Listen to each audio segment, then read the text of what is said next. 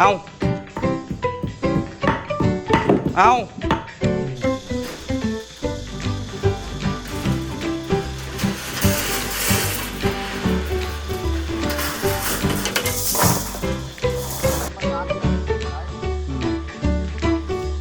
แต่ว่าสันเต้นี่เฮ็ด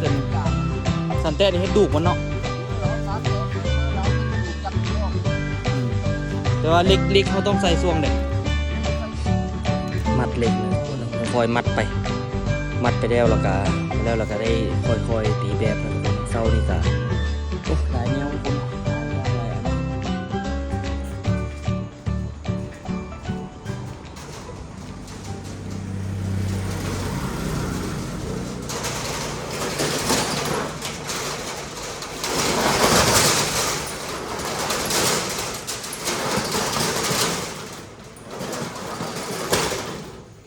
สบายดีทุกคนสบายดีตอนเช้าเด้อโอ้ปวดแขนปวดต้นปวดโตทุกคนช่วงนี้เฮ็ดเวียกหนักเนาะเปิดห้านเลยนี่ไขประตูทั้งกันตอนเช้าเลย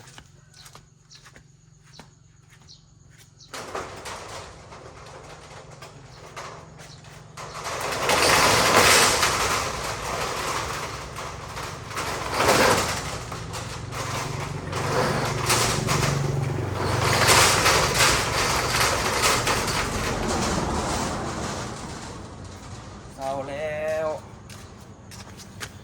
มื้อนี้ก็สิเทคานเลยทุกคนเนาะแต่ว่าเปิดห้านก่อนหาก็นอนตื่นเมื่อยแฮง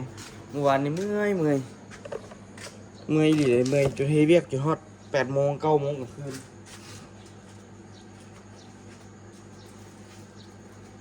ไปเห็นมาโอ้บ่ไหวเศร้า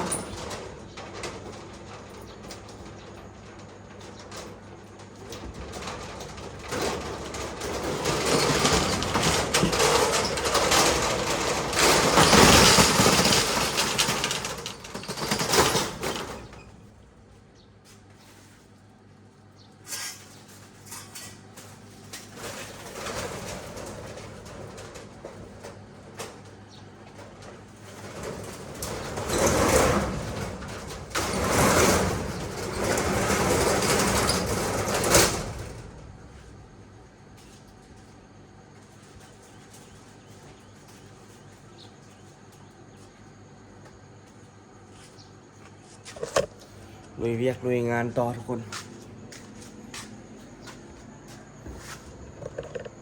เบิ่งตื่นเช้ามากับการกินน้ำของตัวเด้ออันนี้น้ำลาดเนาะใส่ตุกน้ำนะซื้อ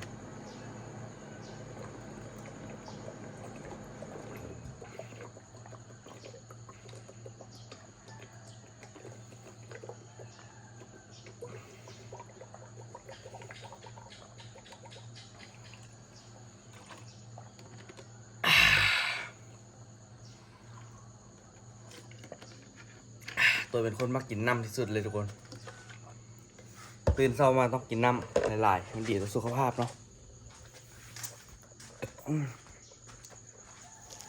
นี่ทุกคนอันนี้เป็นเวียกที่ตัวเฮ็ดเมื่อวานนี่เนาะเปิดไฟนิดนึงก่อนต้องตาตูบอยู่ทุกคนเลยพอเมื่อวานนี้เฮ็ด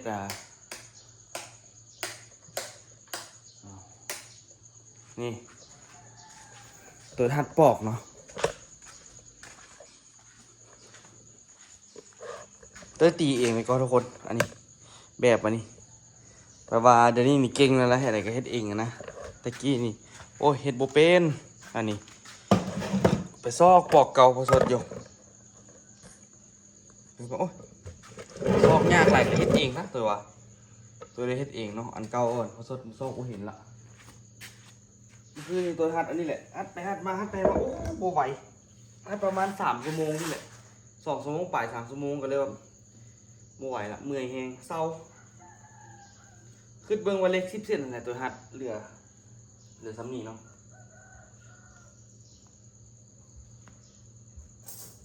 ก็เลยลายอยู่เมื่อยแหงเนาะแต่ว่ากะหัดประไว้ตัวกระตัดหลายตัดยาวขึ้นเนาะเพื่อตัดให้เหลือประมาณจัก45 เซนเหลือยาวโคตร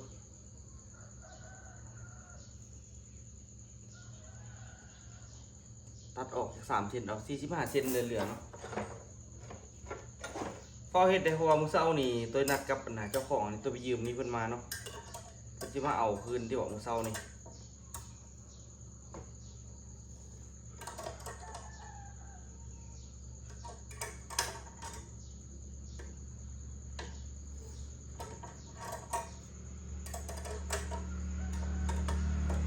ปอกคานทุกคนแต่ว่า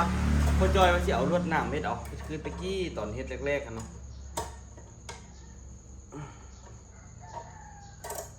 ลวดหนามมันมีหลายทุกคนจอยสิเอาลวดหนามเฮ็ดคานเนาะมันเป็นคานน่ะนะคานดินเนาะคานทำอิฐเนาะแต่ว่าคานต่อไปก็ได้ใส่เหล็กแหละทุกคนคานทำอิฐเอาลวดหนามเพื่อว่ายัดงบเนาะปอกที่ฮัดประมาณนี้ฮัดไปฮัดมาฮัดไปฮัดมาโอ้ยเมื่อยแฮงเศร้าอ่ะ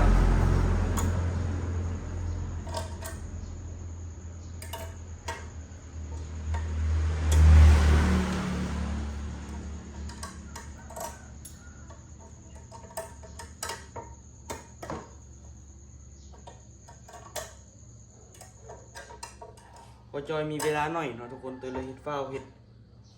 นั่นแหละเฮ็ดได้เฮ็ดได้ทากเฮ็ดเนาะมื้อหน้าสิได้เฮ็ดคนเดียวแล้วมื้อหน้า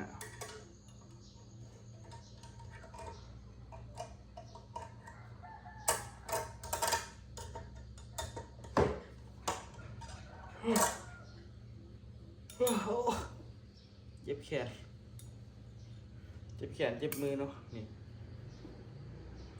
มาเนี่ยเดี๋ยวหัดก่อนทุกคนตอนนี้ก็ได้หลายเติบแพงแล้วเนาะได้หลายสมควรละแต่ก็สิเฮ็ดไปเรื่อยๆเนาะเฮ็ดให้มันได้หลายๆไปแล้วไปเฮ็ดมันก็จึงบ่ยากเนาะไปที่คานเทจนสุดโอ้ถือว่าเติบหนึงอยู่บ่ไกลหลายคานเนาะก็อันใดพอเฮ็ดประหยัดเงินก็เฮ็ดไปก่อนเนาะทุกคนคานคอดินก็เอาแบบลวดหนามไปก่อนเนาะเพื่อนละนี่ก็มีลวดหนามอันนึงก็สิอยู่เจหลังจากนั้นเพิ่นก็เอาเหล็กมาใส่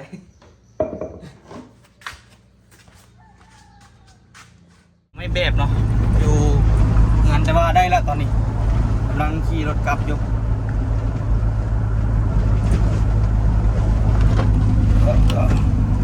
กำลังขี่รถกลับเพื่อน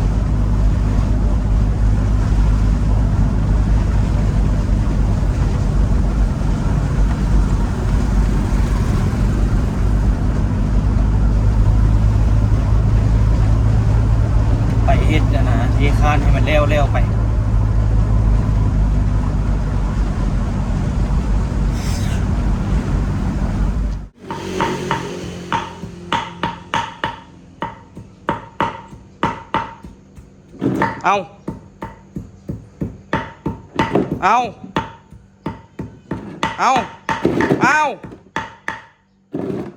เอาแห่งเฮ็ดได้อันนี้ก็ได้คนเล็กต่อทุกคนไปเอาไม้มาละฮะอันใดลูกบริเมียนได้เมื่อวานนี่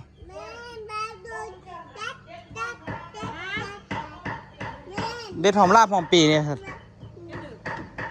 ประเทศเชียดลาบหมู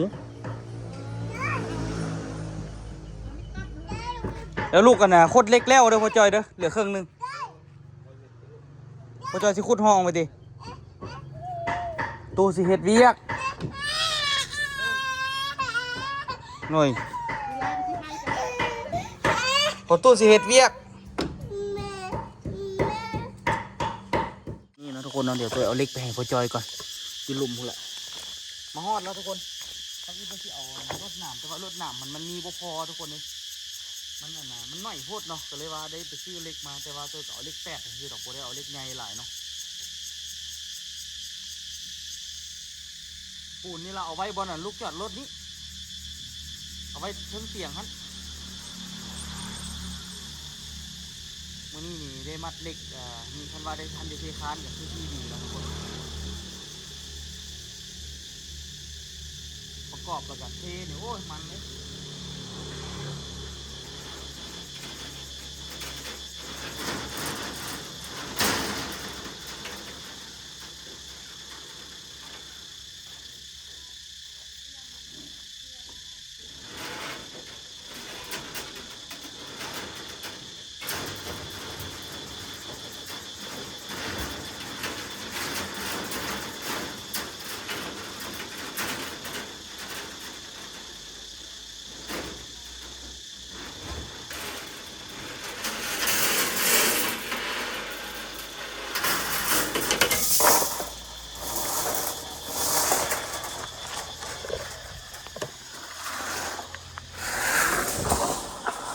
จอยขุดแบบเลยขุดอันนี้ไปแต่เศร้าละ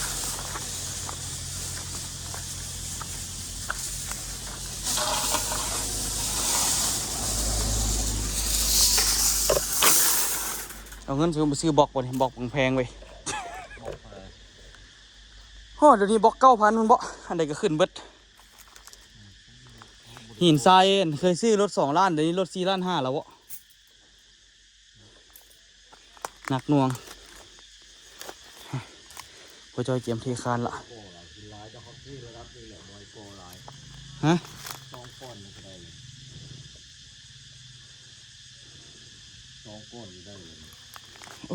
หมดข้าโทรเหยียบพังมันเลย ที่คานขึ้นหาขึ้นพอแล้ว ก้อน2 ก้อนวะเอ้าเทคานขึ้นสูงไปนี่พุ่นน่ะ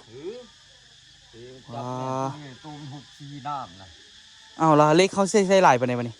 ใส่นี่แหละกับจับที่กลางเนี่ยกลางเลย เล็กคานท่านน่ะแล้วทั้งลุ่มพันดิ บอกปัญหาวางปลาเลยเขาจับที่ไปบอกเล็กนี่ยามนี่ เทปูนลงรถมันบ่แต่ว่าเล็กกันเราใส่ทั้งกลางพี่ เอาปอกไปประมาณ2 ก้อนได้แล้ว บ่ตัดอันน่ะ ระดับมันแบบ เอาเล็กกันนะคานใส่บนพอจอยเหรอคันซีเด้ขึ้นเราไปตัดไม้มาใส่เหรอตัดไม้สร้างมาเฮ็ดพาดซื้อนี่แล้วก็เฮ็ดตั้งขึ้นท่านน่ะ ตั้งไง เฮ็ดคือหัวนี่นะ วันทีลาลูกคิดไม่มาอัดเลย โอ้ขานูสิไปซื้ออันน่ะไปซื้อแผ่นดำมันท่านน่ะไปซื้อแผ่นดำมันน่ะ ได้เห็นลำเจ้าก็ต้องได้เห็นดูพิธี พวกอันเขาเฮ็ดอันนั้นน่ะนะพวกอันเห็นจีนเขาเฮ็ดแบบอันน่ะอัดอันบอนเขาเจ้าอันน่ะเอารถจกมาจกกันน่ะเฮ็ดกันเจือนท่านน่ะแผ่นใหญ่ๆท่านน่ะเอาตัวนั้นมาเฮ็ดคือสิง่ายลูกว่ะไปซื้อมาใส่ซะบ่ โอ้เนี่ยมันลูกก็ได้ตีดูก็ต้องผ่ายางผ่าเนี่ยได้กันมันก็หับน้ำหนักบ่ได้นะมันก็ได้ใส่ดูคือเก่านะบ่ใส่ดูมันก็โยนเงี้ยนะ เพราะว่าคันเทขึ้นน่ะนะมันต้องได้อัดขึ้นสูงเติบอยู่โซซิลิกอโอ้แต่ว่าน่ะเทคานนี่เทระดับเดียวกันเบิดเนาะ ครับเดียวตู้นี่นะเหตุผลเป็นเหตุที่สูงนี่นะเวลาน้ำเขาอะนะมันจะพันมันจะสีตัวนี้ไปเขาบ่อยากให้มันสีบอกหลายอะนะมันก็สีเป็นช่วงระยะที่พุ่นน้ำมันมาบาทเดียวอะแหละ คันว่าเฮ็ดอันนี้คันเฮ็ดอันนี้ลงไปนี่ คันเฮาเอา บ่ให้กินน้ำปานใด มันก็บ่เฮงเนาะพี่มันสิหักคอเลย แม่น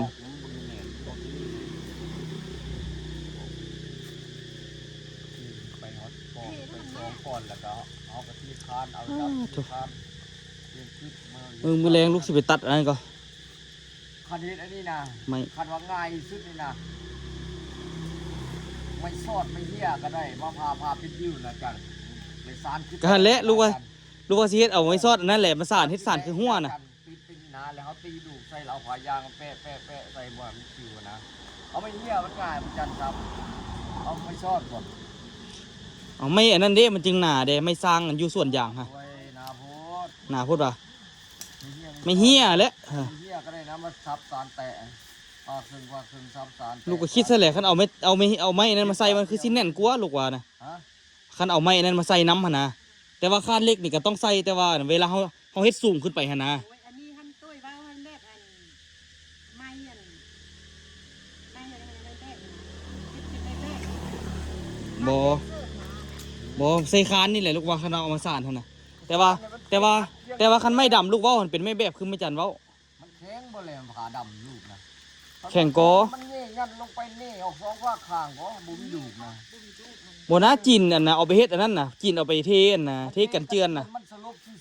ๆมันบ่ปัญหาอันนั้น ว่า อันนี้มันได้กำลังได้ข้างอันนั้น ท่านค่อยๆเฮ็ดไปแล้วเนาะ เอาไม้แยกงัน เอาซ้ำที่แบบเขามีเนาะ ตัดไม่ซ่อนมาสานเตะใส่ก็ได้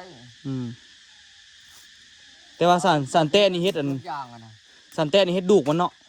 เขาสานเตะเปิ้ลแล้วเขาตีดูกยันอยู่นอกนี้ แต่ว่าเล็กเขาต้องใส่ซวงเด้ เล็กใส่ช่วงนี้แล้วแหละ ช่วงลุ่มมันเนาะ คือกลางนี่แล้วแหละ โอเค งานนี่แล้วแหละว่าวิทย์จากดินคุณว่าจะซ้ำนี่ก็พอ ดินท่านก็โลปูนลงรถเนาะ หดเปียกได้สำคัญหดเปียกข้อ2หนานี่เอาส่วนซับบาทนี่นึง แต่ว่าอันน่ะ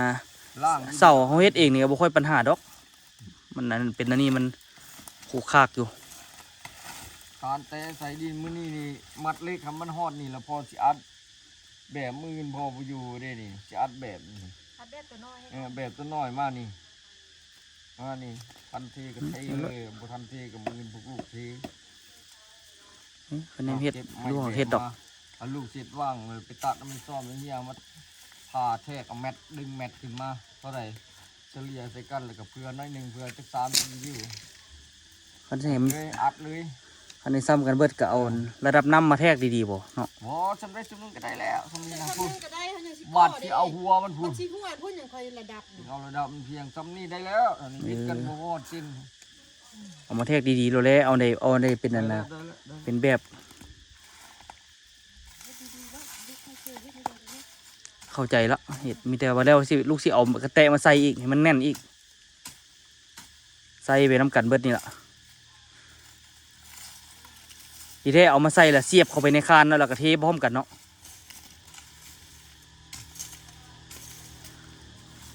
เดี๋ยวลูกเอาปูนลงก่อน เนี่ยเครื่อง เมียนปูนก่อนทำมาเบาต่อส่วนสีแล้วโครงการยาวนานอีหลี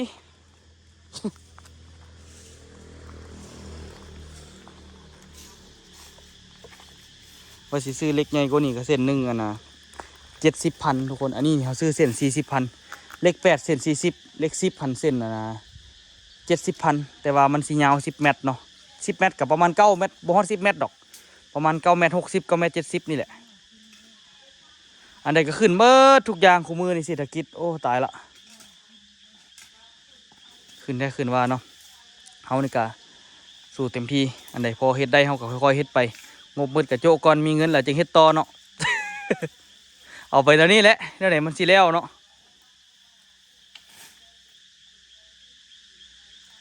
แต่คันว่าเทขึ้นหลายนี่บล็อกกับบ่ได้ใส่หลายอีหลีแหละเพราะว่าระดับทั้งลุมมันก็เกือบว่านั้นได้เกือบได้ระดับแล้วทุกคนไปเดี๋ยวตัวสิเอาปูนอยู่หันลงก่อนเพราะว่าตัวซื้อปูนมา10 กระสอบเนาะ10 เป่าเอาไปไว้บนจอดรถพุ่นแหละเวลาสิเอาก็จะยูล่อยูเซล่อนี่มาเอาเดี๋ยวเอาแบบของพ่อต้นตาลมานำเนาะปูนล้าน2เนาะก็พอใจได้อยู่สำนี้หลายกว่านี้กับปานใดละมีแต่ทางเงิน YouTube ออกพุ่นแล้วเนาะจังสิได้เอาต่อว้ายทางเงิน YouTube ออกเดือนนี้เอาซ้ำที่ได้ก่อนนะทุกคนเนาะไปมาละอันเป่าปูนนี่กับเป่าปุ๋ยกับบริตั้งกันเลยทุกคนเลย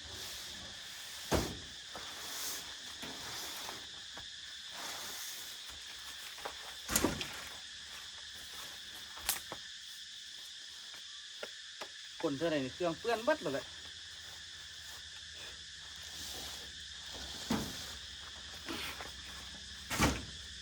ผมบ่อุ้มออกกับบ่ร้อนเนาะ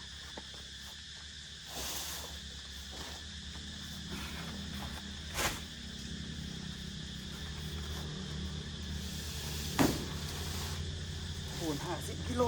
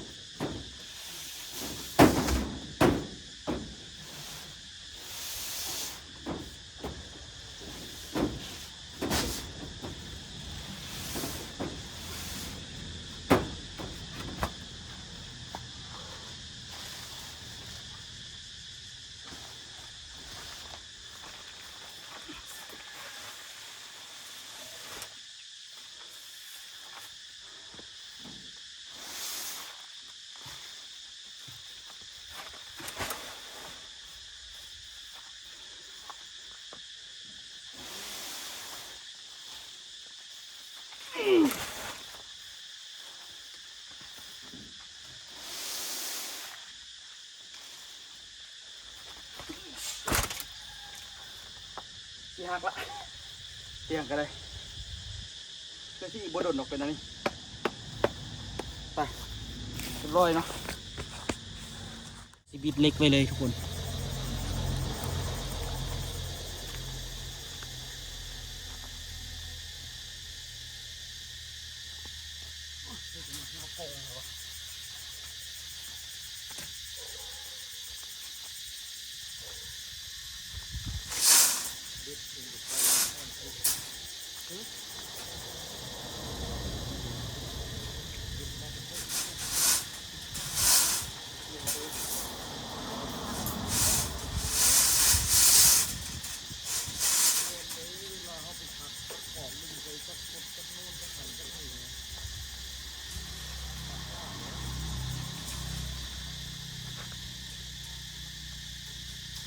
น้ำดีๆลิก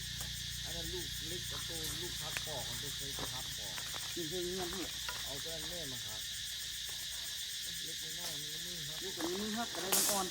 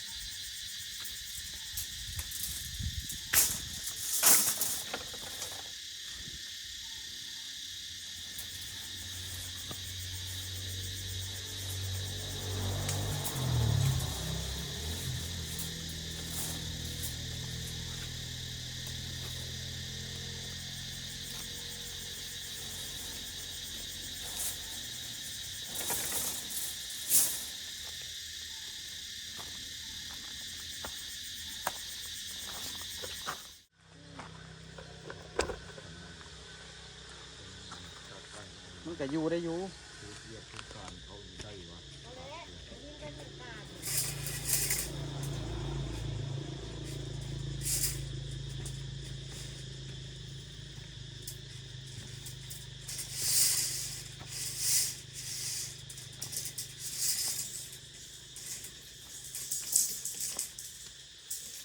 จักแมทนี่น่ะนี่ไปมองว่าเต้าสุดมันเรา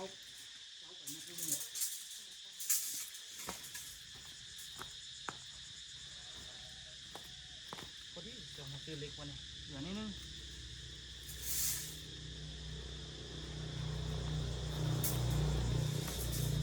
มัดแล้วเบิดประเดี๋ยวทีอัดคือดิมันคักขนาดเนาะคนที่มันวุ่นวายมันหลายมันมัดแล้วเบิด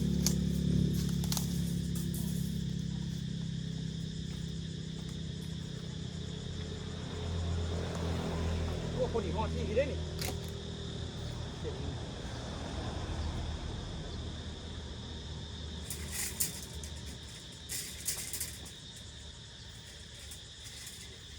จะปอกอันเด็ดคิวเลยกับตัว บอลอนปูนบอล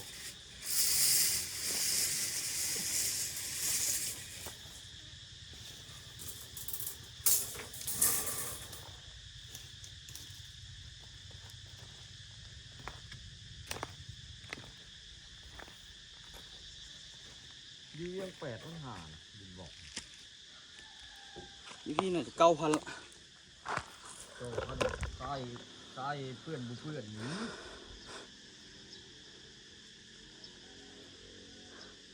ดียังหินกาบดิต้องหา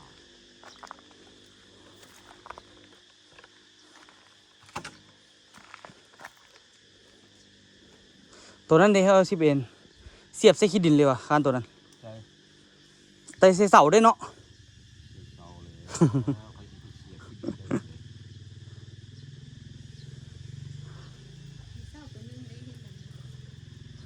เริ่มเอาปอกมาใส่แล้วทุกคนใหญ่ก็อันพอดีแล้วก็ซุปโอ้เอาจึงเอาใส่ตีนคนมาก็ได้เนาะคะแนนใส่แล้วมัดปอกแบบบ่ต้องตัดเล็กเลยจึงแน่น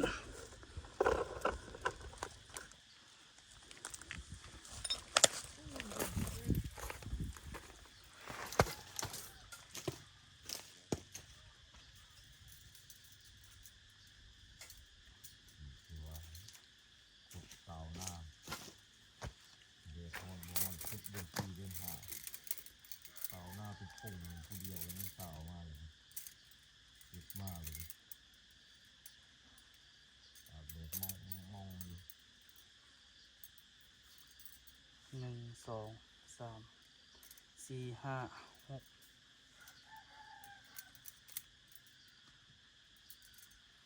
6 6 อัน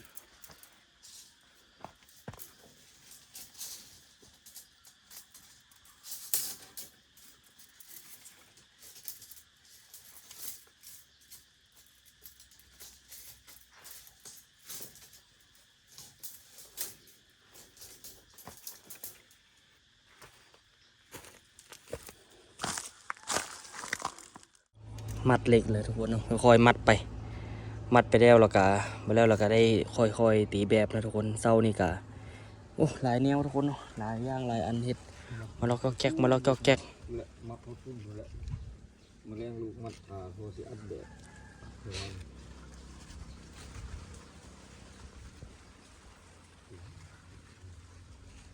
ฟาดแล้วก็ได้ที่เนาะเทไปเทคานแล้วตัวนี้นี่โอ้สบายปะนั้นก็กับผมอย่างยากละแน่นกว่าแท้คันเทียบแต่มันก็มัดงบหลายกว่าก็บ่หลายคันว่าสมมุติว่าเขาผสมมันดีๆเฮ็ดให้มันถึงสูตรดีๆซีเมนต์คู่ซีเมนต์เปาหนึ่งมันจะมีอยู่6คู่น้อยอันนั้น6คู่น้อยคันพองอ่ะประเทศ1 2 3นี่ทรายนี่2คู่ต่อซีเมนต์คู่1หินนี่3คู่หินต้องเรื่องเบตงหินมันต้องหลายกว่าทรายอยู่แล้วแมนยิงแกงตัวกระพงเสียดีเลยได้ที่อย่างอันนี้บ่ได้พองนี่เอากาขึ้นไปที่ล้อคือคันซีเทียบนี่นะล้อมันล้อบ่เต็มเขาผสมธรรมดาในตี2เป่าตีเป่า2โลครึ่งต่อเป่านะทราย2 โลครึ่งหินต้องมีละ4-5 โลบ่หินนี่ต้องเป็น3โล3โลไปหินนี่ใส่3โลพอแล้วรอเรืออันบ่พ่อจอยเบิ่งให้บ่แม่นข่วยหยังวะมันคือใหม่ๆแท้อ๋อข่วยตัวอ้นเนาะตัวหนูพุกกดกินมันนี่หนูพุกเนาะเฮ็ดแนวได้นี่จะได้มันเห็นข่วยอันนี้ทุกคนควรนี่มันสิมาอยู่มันแล้วจะมาบ่แต่หนูตัวนี้นี่มันไผมาใส่ก็บ่ได้มันก็ลักหนูตัวนี้มันมาเฮ็ดอันน่ะเฮ็ดทางเฮ็ดข่วยนี่ทุกคนเบิ่งข่วยนี่บ่เป็นข่วยเก่าเด้นี่เห็นบ่ข่วยใหม่ๆเลยเด้นี่จะบอกพอท้องแล้วมาเอาแนวมันสิได้นะงูมันคือสิตัวใหญ่สมควรนี่เดี๋ยวเบิ่งแต่ข่วยมันนี่มันมากินมันเที่ยโดยก็ไม่จันปลูกนะทุกคนเบิ่งอันนี้ยังมีห้อยเปียกอยู่เห็นบ่งูมันบอกพอท้องมาเอาก่อนมาจัดการวางแฮวอันผู้ใดมาใส่แฮวนี่ก็บ่ได้มาจักเถื่อลักหนูตัวนี้นี่มันเฮ็ดข่วยคนเบิ่งบ่ไปตามนี่เป็นหูมันเมิดทุกคนอยู่ไหนนี่ให้เบิ่งห้อยข่วยนี่เห็นบ่ข่วยไม่ไหม้เลย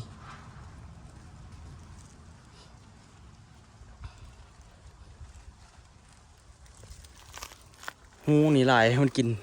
มันต้นนี้เห็นบ่อันนี้ต้นนี้มันคุดลงไปกินมันอยู่ทางนั้นมันก็ไปกินจนเมื่อยละแต่ก่อนนี้มันมีข่วยอยู่แถวนี้แล้วมันง่ายมาลุมพี่เลยเดี๋ยวนี้ลักไผ่มาจอบเอามันก็บ่ได้ เอาละทุกคนเนาะเดี๋ยวเราค่อยๆมัดเหล็กเนาะทุกคนมัดเหล็กดีๆเห็นเนาะห้อยต่อมันมัดเหล็กดีๆแล้วก็ไว้แล้วก็ค่อยๆเฮ็ดแบบมาคันตีแบบได้กะเฮ็ดแบบใบมืออื่นตัวกะสิเทหรือคันมันกะอาจจะเป็นมือแรงเนาะถ้าติดตามเบิ่งตัวจริงทุกคนเป็นไหนไว้เจอกันคลิปหน้าทุกคนเนาะกะสิค่อยๆเฮ็ดไปเนาะเวลาโอ้ยโครงการนี้อีกยาวนานค่อยๆเฮ็ดไปแล้วตอนไหนก็แล้วตอนนั้นหั่นล่ะ นี่เนาะทุกคนอันนี้ห้องมา หยิบถาพอแถวภาคบึงนี้เห็นเลยอ่ะ โอ้ยอยากว่าแล้วแล้วก็ไรบุดีฝั่งเสาทั้งนี้ละก็เทคานฝากนี่ละไปทุกคนเนาะไปเจอกันคลิปหน้า